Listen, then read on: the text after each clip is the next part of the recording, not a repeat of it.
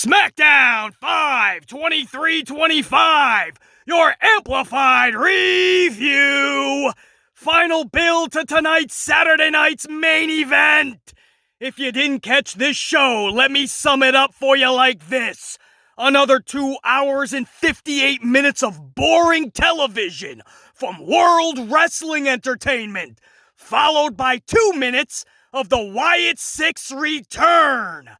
I'ma tell you 2 things I really liked about this return, and 2 things that damn near ruined this return.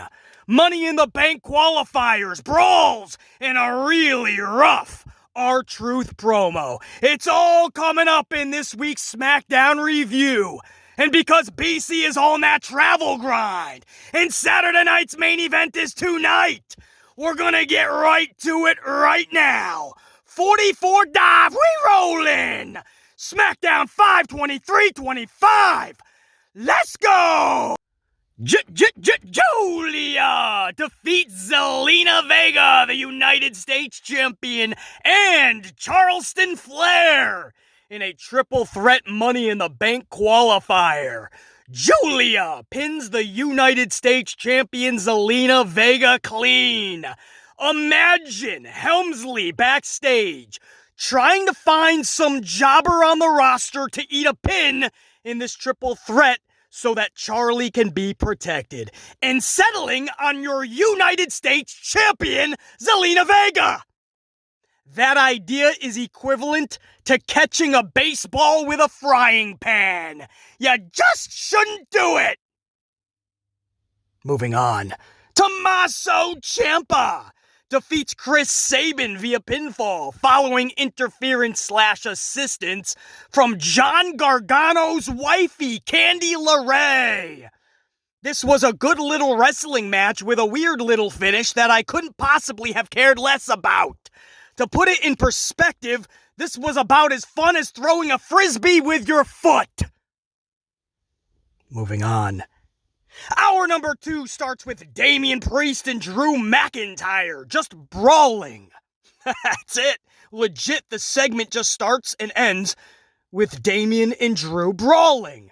They stumble through the curtain already throwing down, then Priest stops brawling to get on the mic just to tell Drew that they're gonna continue to brawl. And then they subsequently continue to brawl.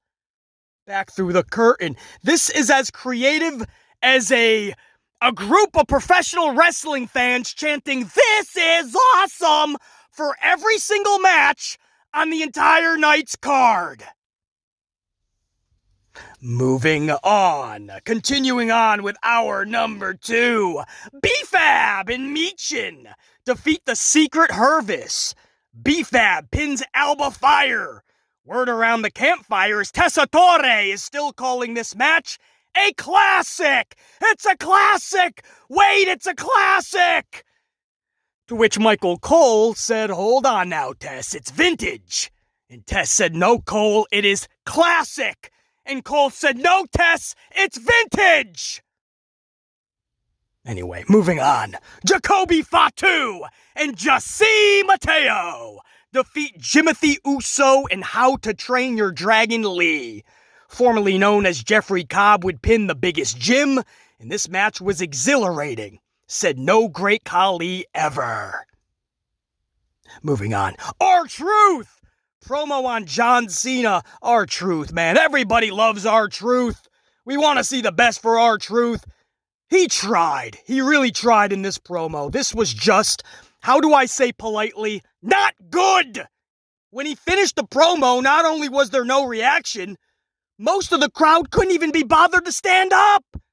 Most of the crowd didn't even know the promo was finished. Nor do I think they cared, and I don't even blame them. Booking Jonathan Cena matches without a Jonathan Cena, that's not the brightest of concepts. You might want to have Jonathan Cena present if you're gonna book Jonathan Cena in Jonathan Cena matches. It's not that hard to comprehend.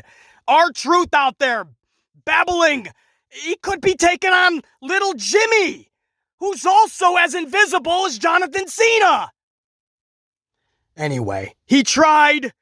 I don't know what possibly can come from this matchup. This is such a weird match. It actually had potential. There could have been a storyline with R-Truth and Cena. Unfortunately, it was just rushed in 2.5 weeks, and Cena doesn't show up, and R-Truth is cutting promos like that. That was rough for R-Truth. Moving on, LA Knight defeated Shinsuke Nakamura and Aleister Black in a Money in the Bank qualifier. Knight pins Nakamura. No jokes here, man. It's a year too late, but that briefcase has to go to LA Knight. We all know that. When that should have went to LA Knight, but instead it went to Damian Priest because that's Helmsley's favorite. That's his chosen one. That's a Triple H guy, a Hunter Hearst Helmsley guy, Damian Priest, and LA Knight never got that briefcase. It's too little too late, but I don't see how you don't put that briefcase on this dude. I still think there's a lot of momentum that can be had. There's really good responses and receptions that LA Knight gets. And when that music pops and he's about to cash in with that briefcase, whatever arena or stadium will be present to witness that cash in is going to be electric. So LA Knight wins. Now, as far as Nakamura, he's been gone for the longest time. He cuts some badass vignettes yet again. They try to make you believe that Nakamura is something special, and they immediately have him looking up at the lights. I don't know what that says about Shinsuke. And listen, it's a triple threat. Fatal fours, it doesn't matter. Even if you don't take the legit pin, you still lost. The record books will show that you lost. So Black has already racked up an L. But again, LA Knight, if you're going to have this match, there ain't no way LA Knight doesn't get in this match, and I don't see a world where LA Knight doesn't win that briefcase. The main event was the Street Profits versus Fraxium, a rematch. Think at BC, Fraxium has only been there for about a month, a cup of coffee. Could they possibly already be having rematches? You're damn right. Could they possibly already be getting tag team title matches? You're damn right. That's what was happening last night. The Profits and Fraxium wrestled to a no contest when DIY and MCMG and the returning Wyatts 6 all would interfere in this matchup. Now, there's two things I really liked about the Wyatts 6's return. Number one, they were in dominant fashion.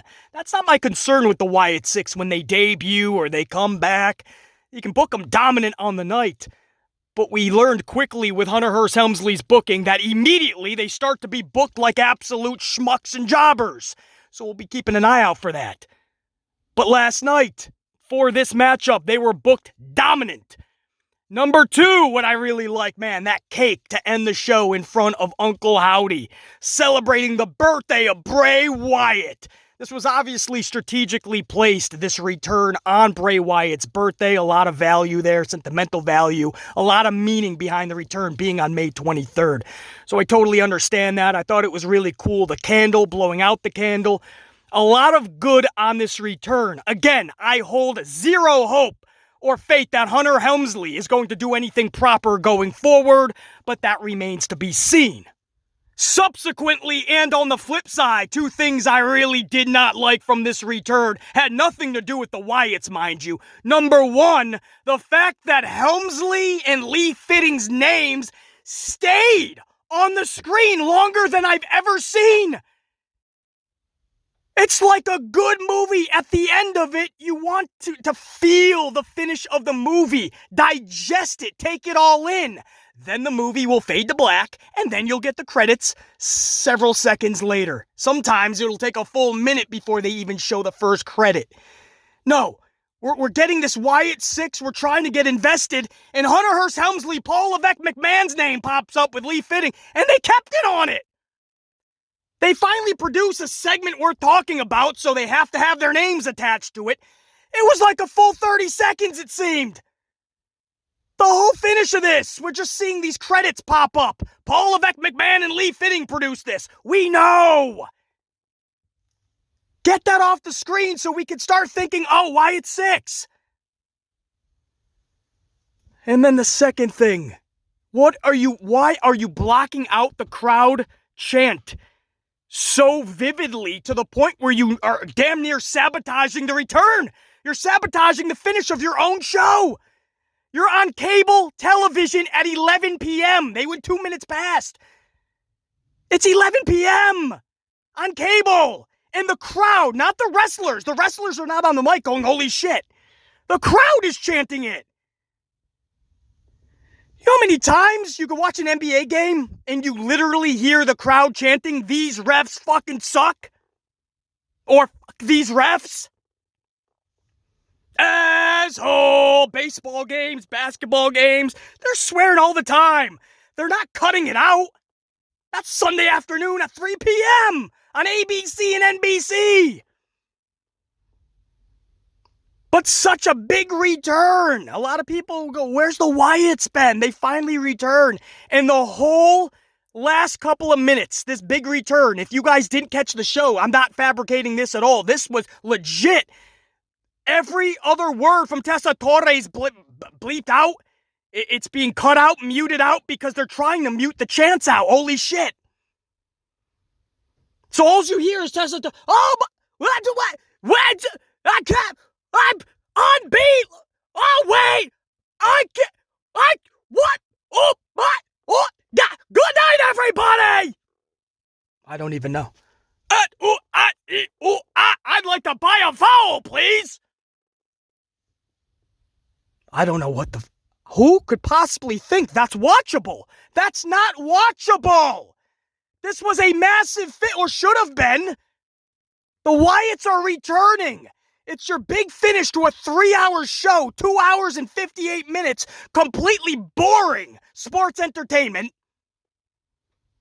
In the final couple minutes, the only thing of any value on this show, and it's muted out every other second. It's not listenable. It's not viewable. It's not watchable. It's not watchable. Fix it. I don't care if it's the USA Network, if it's Netflix, if it's Hunter Hearst Helmsley, if it's Ari Emanuel, if it's Nicholas Khan. Fix it. If the crowd is chanting it, let it slide. Especially if you're on cable or streaming service and it's 11 o'clock at night.